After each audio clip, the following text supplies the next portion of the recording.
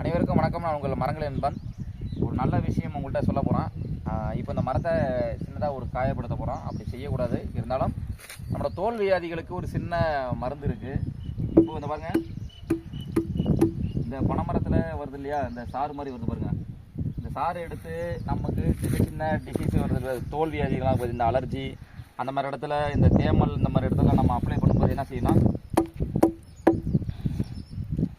இந்த சாறை எடுத்து நம்ம தேமல் போன்ற பகுதிகளில் நம்ம அப்ளை பண்ணோன்னா தோல் சம்பந்தமான வியாதிகள்லாம் நமக்கு சரியாகுது. நம்ம முன்னோர்கள் செஞ்சுருக்காங்க. இந்த முன்னோர்கள் முறைப்படி நீங்களும் இதை முயற்சி பண்ணி பாருங்கள்.